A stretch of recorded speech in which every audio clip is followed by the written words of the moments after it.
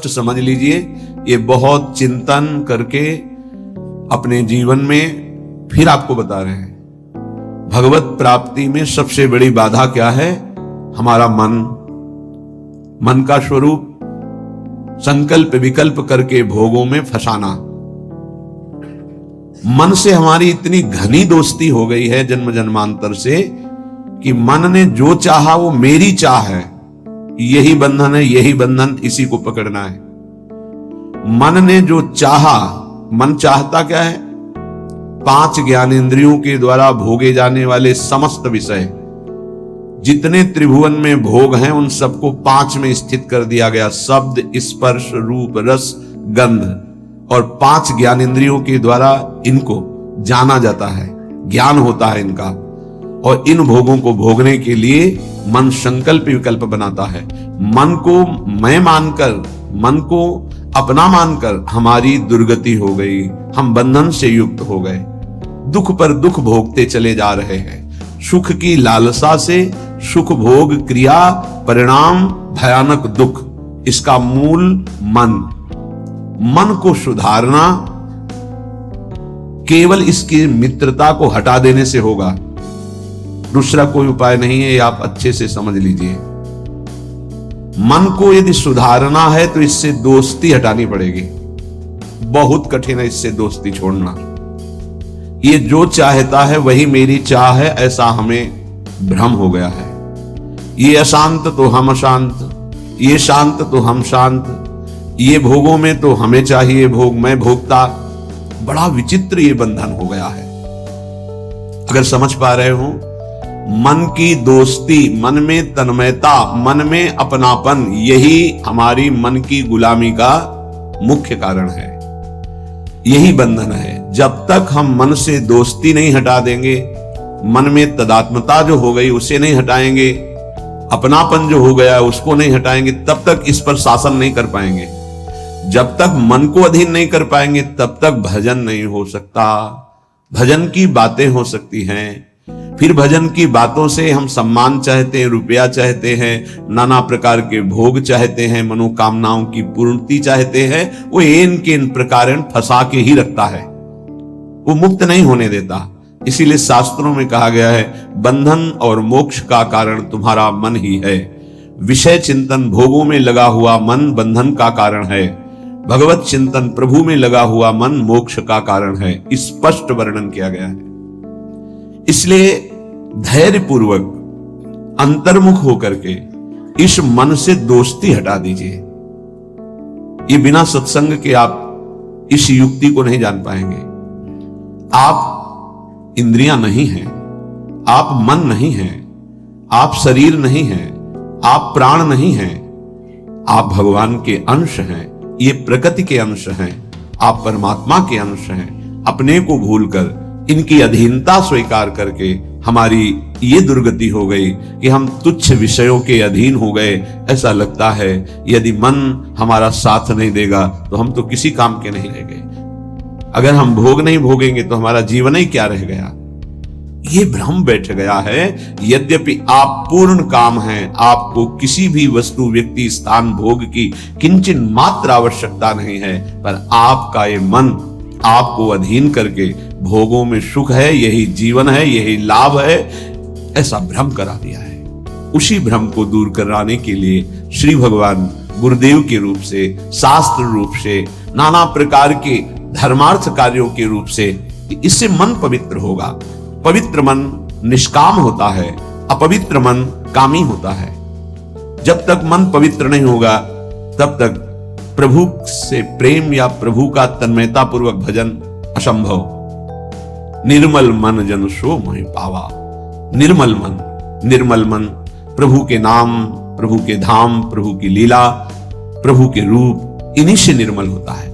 संसार का नाम, संसार का रूप, संसार की जो त्रिगुणात्मका माया के द्वारा खेले जाना वाला खेल है, ये सब मलिन करने वाला है मन को, और हम इसी में लगाए हैं, इसीलिए हमारी दुर्दशा हो रही है। बिल्कुल सच्ची मानिए, ये हमारे इस समय शत्रु पक्ष का काम कर रहे हैं, मन और इंद्रियां।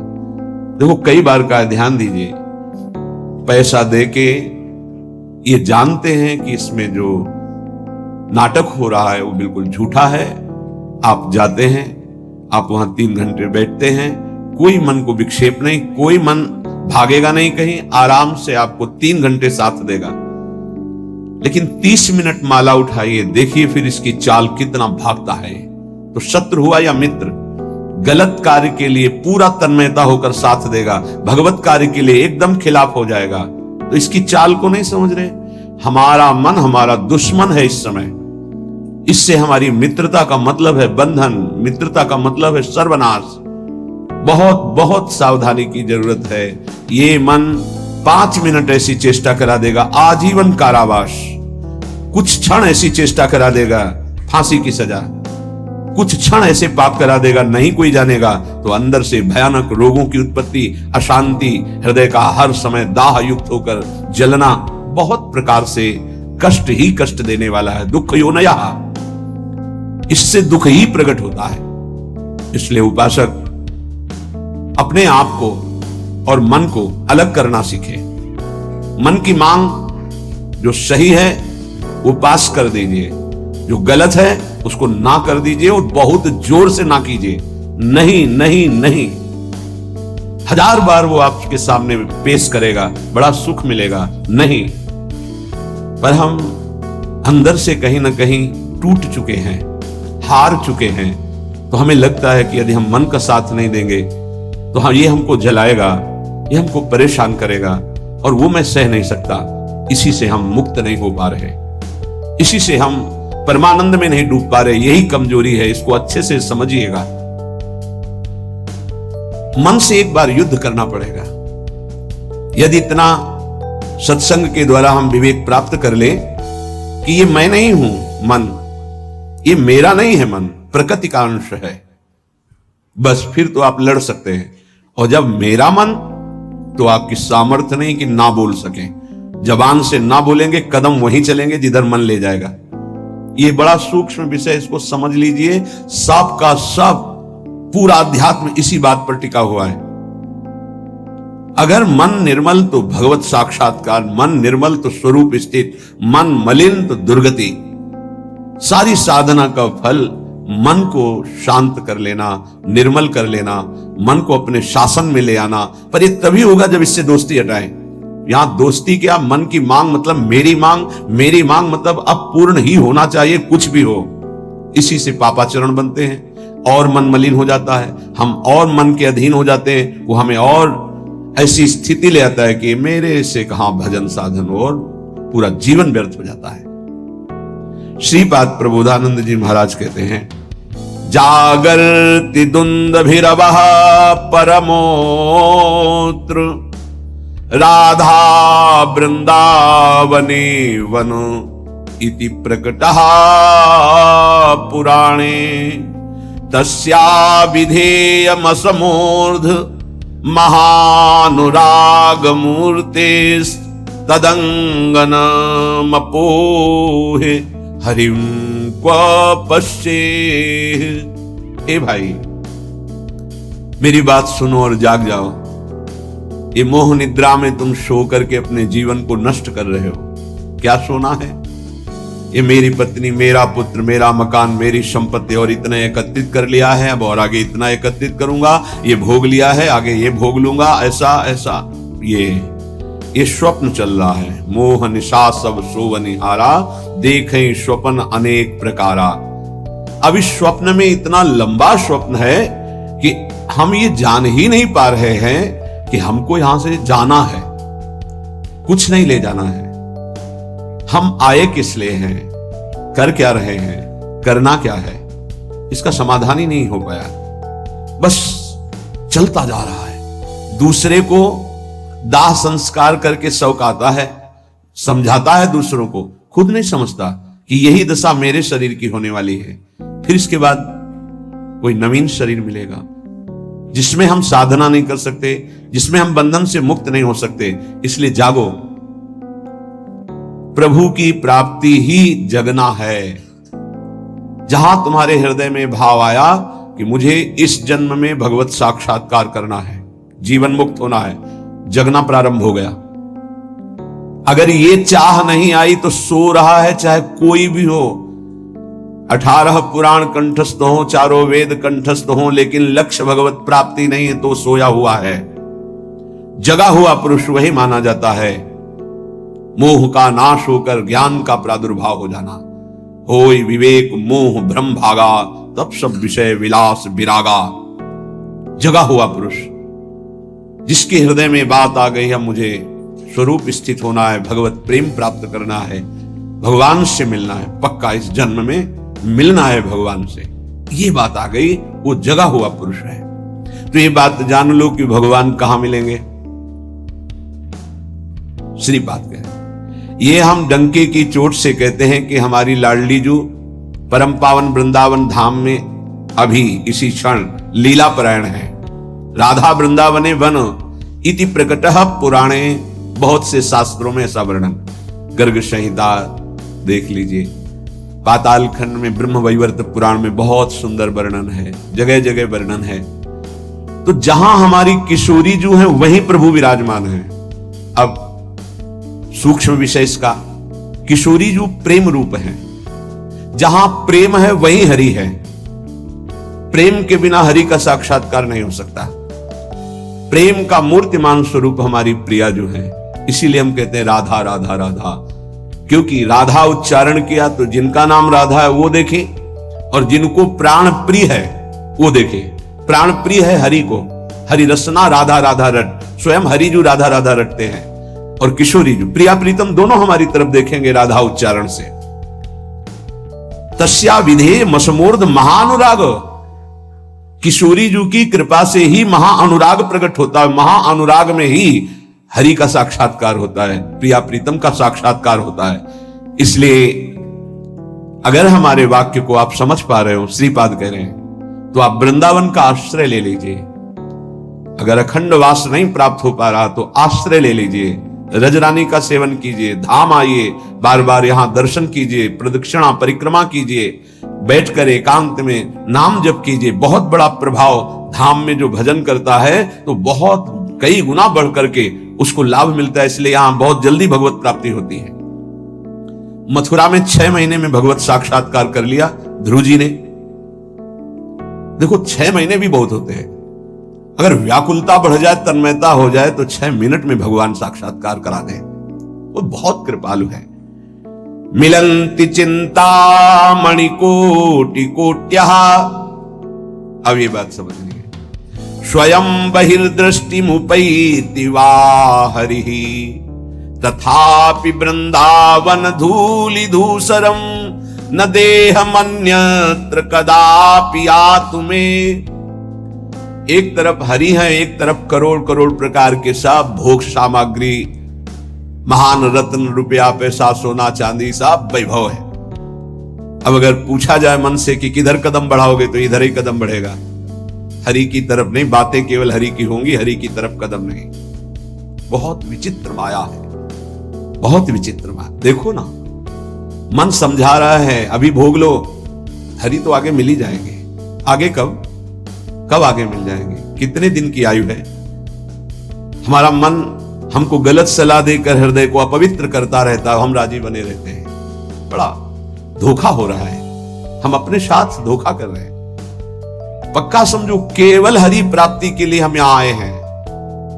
अनंत जन्मों से भटक रहे हैं, अनंत जन्मों से, न जाने किस किस लोक में, किस किस योनियों में कितना कितना कष्ट वो सब भोग के आए हैं। माया ने सब विस्मृत कर दिया है। अब लगता है देखा जाएगा जो होगा। अरे देखने लायक नहीं रहोगे। ऐसा कष्टप्रद जीवन होता है कि कोई उपाय नहीं है, अन्य योनियों में कोई उपाय नहीं है। बहुत कष्टप्रद जीवन। देखो ना जीवों के साथ कैसा बर्ताव कर रहे हैं, मनुष्य शरीर धारण करके। पता नहीं उनको कि यही दुर्गति उनकी होनी है। जीवित ऐसे जैसे पकोड़े तले जा रहे हैं, ऐसे जीवों को, ऐसे उनके, वो भी जीव हैं, वो हम ही तुम हैं, कर्म के अनुसार वो बन गए। क्या बर्ताव हो रहा है? वैसे भी जंगल में नाना प्रकार के कष्ट अन्य जीवों को प्राप्त होते हैं। अगर कांटा लग गया तो आप निकाल सकते हो, वो नहीं निकाल सकते। एकमात्र मानव देह है जिससे आप इस माया प्रपंच से मुक्त हो सकते हैं। यहां आना बुरा नहीं है, लेकिन कर्म बंधनों से आना बुरा है। जैसे जेल में दोनों रहते हैं, जेलर भी और कैदी भी। कैदी बन करके रहना ठीक नहीं, जेलर वहीं रहता है, उसको कोई बंधन थोड़ी। ऐसे ही कारक महापुरुष के रूप में जगत में आना बड़ा सुखद है। भगवान का यश गान करते हुए भगवत भाव में स्थित, भगवत स्वरूप में स्थित लाखों बार भेजे प्रभु, कोई परेशानी नहीं। ये जो कर्म बंधन से युक्त होकर आना है, इसे मिटाना है। ये संसार तब तक दुखद है जब तक भोग वासना है। भोग वासना हटी की परमानंद ही है दसों दिशाओं में, क्योंकि वही साक्षात आनंद मूर्ति भगवान ही सब रूपों में, मत्ता परतरम नान्यत किंचिद अस्ति धनंजय, किंचिन मात्र मेरे सिवा कोई नहीं है, वही परमानंद प्रभु विराजमान है। आपकी कसौटी है मिलत चिंतामणि कोटि कोट्यः स्वयं बहिर्दृष्टि मुपैति वा हरि। एक तरफ हरि है, एक तरफ नाना प्रकार के रत्न भोग सामग्री हैं। तुम्हारा मन उधर आकर्षित होगा, लेकिन तुम्हें उधर नहीं जाना, हरि की तरफ बढ़ाना है कदम। यहां तो बहुत छोटा स्तर गिरा हुआ है हमारी साधना का। अगर हमारे मनोनुकूल भोजन मिल गया तो प्रभु को भूल जाएंगे और उसका स्वाद लेने में हम समय अपना नष्ट कर देंगे। एक रसेंद्री का विषय, ऐसे हर इंद्री का विषय आप देख लीजिए। आपके मनोनुकूल कोई गाना, कोई नाटक, कोई सिनेमा, कोई आप देख लीजिए, प्रभु को भूल जाएंगे आप उस समय, और उस पे आपका मन तन्मय हो जाएगा। कितनी छोटी गिरी हुई स्थिति है। त्रिभुवन का कोई भी आकर्षण हमारा नाम न छुटवा पावे, भगवत स्मृति न छुटवा पावे, तब तो साधना मानी जाएगी। बिल्कुल सावधान। श्रीधाम वृंदावन का जो वास है, आश्रय है, ये बहुत जोर का है। आश्रय से ही भगवत प्राप्ति हो जाएगी अगर दृढ़ निष्ठा आ जाए। कोटि कोटि चिंतामणि रत्न आदि आपको प्राप्त हो तो भी तुम आश्रय मत छोड़ना प्रभु का, वृंदावन का, धाम का। पहली बात तो है भगवत आश्रय कहीं भी रहोगे तो ये धाम आपको अपनी महिमा प्रकाशित कर देगा। कहीं भी आश्रय पक्का होना चाहिए। आश्रित हृदय वृंदावन का कैसा होता है कि जहां उसको अपने व्यवहार कार्य से फुर्सत मिली, भागा, जैसे कोई अपने घर को भागता है छुट्टी मिलने पर, ऐसे श्रीधाम भाग के आया।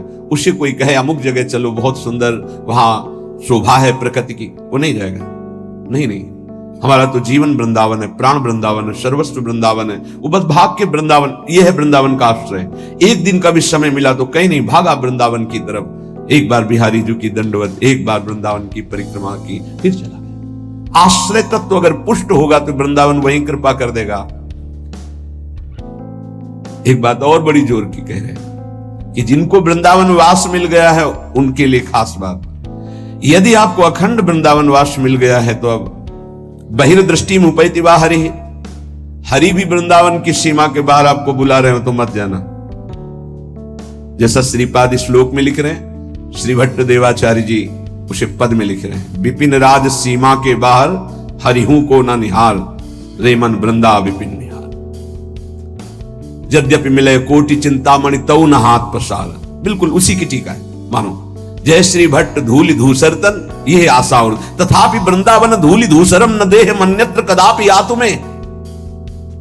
वृंदावन की रज से सना हुआ हमारा शरीर और अंतिम श्वास यही पूरी हो राधा, वो बात बन गई जो बड़ी बड़ी साधना से नहीं बनती। बड़ी बड़ी साधना से अंदर की खास बात है।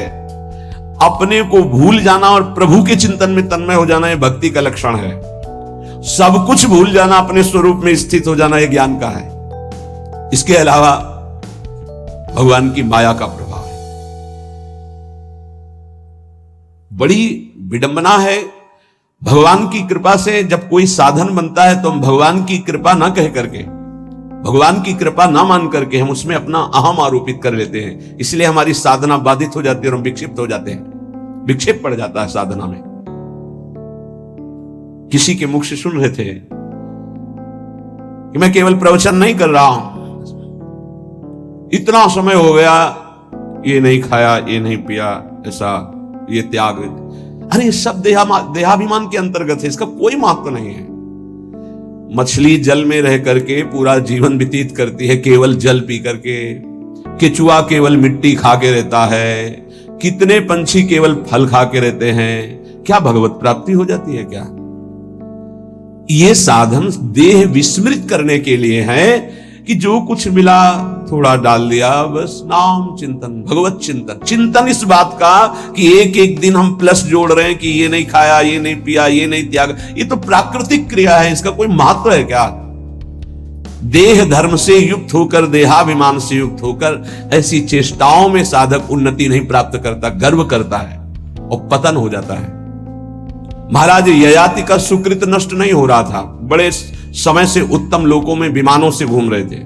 देवराज इंद्र ने एक बार उनको बुलाया, महाराज आपने कौन सा सुकृत किया कि आपके दिव्य लोक सुरक्षित हैं, अर्थात आपका पतन नहीं हो रहा, आपके पुण्य नष्ट नहीं हो रहे?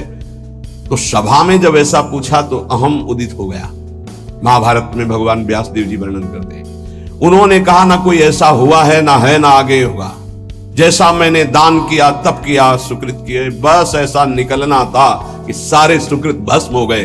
देवराज इंद्र ने कहा विश्व के समस्त ऋषियों का, महात्माओं का, धर्मात्माओं का आपने अपमान कर दिया, आप भ्रष्ट हो जाए। उसी समय सर के बल नीचे ऐसे मृत्युलोक की तरफ आने लगे। तब उन्होंने आर्त भाव से कहा गलती हो गई हमसे, हमारी अंतिम प्रार्थना, जा तो रहा हूं नीचे के लोक में, लेकिन महात्माओं के बीच में गिरूं।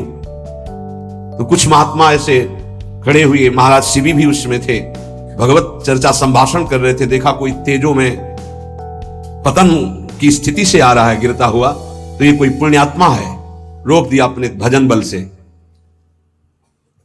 जब ये जाना कि ये तो महाराज ययाति है, सारे सुकृत अपने दे दिए, तत्काल ऊपर से ऊपर चले गए।